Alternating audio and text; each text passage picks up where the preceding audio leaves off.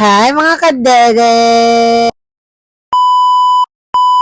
For today's vlog, samahan niyo naman kami mag-ikot-ikot dito sa SM San Lazaro.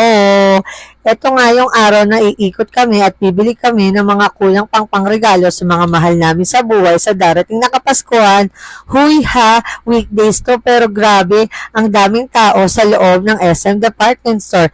As in, sa buong SM, ang daming tao. Tumingin ka, kaliwat kanan, puro tao, puro batang masasaya na bibili ng kanilang mga pamasko. Ito na yung nakakalokang part pag yung anak ko ay naisipan lang magtatakbo sa loob ng mall.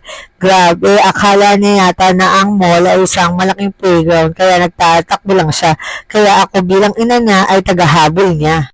Kung bago ka lang sa akin page, pakifollow naman po ako na mapanood mo ang aking mga videos. Matapos na nga kaming makapamili sa loob ng SM Department Store ay dumaan muna ako sa paborito kong restaurant dito sa SM San Lazaro. Kapag nasa SM San Lazaro ako, hindi pwedeng hindi ako bibili ng siopaw dito sa Manhan.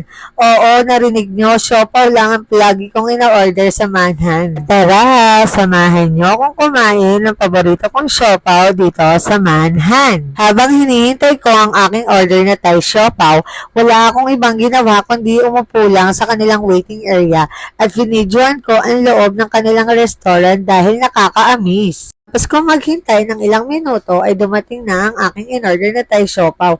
Papakita ko sa inyo kung gaano kalaki yung pinagmamalaki ng Manhan na Thai siopaw. Hoy ha, hindi lang basta malaki ang siopaw ng Manhan. Dahil yung pinakapalaman nito, grabe, nagsusumiksik, nagliligalig at ang dami pa. Grabe, sa halagang mahigit 200 pesos, makakakain ka na ng napakasarap na siopaw. Ito na, ang pinakapaborito kong parte ng vlog na ito. Walang iba kundi ang taste test. Pag nag-thumbs up ako mga kade, ibig sabihin ay masarap nga ang Thai siopaw ng Manhan. Eto na, first bite. Grabe, napakalinamnam ng palaman ng siopaw na to. Thumbs up, ibig sabihin masarap nga. Oo, masarap nga, kaya nga paborito ko at binabalik-balikan ko ang Thai siopaw ng Manhan.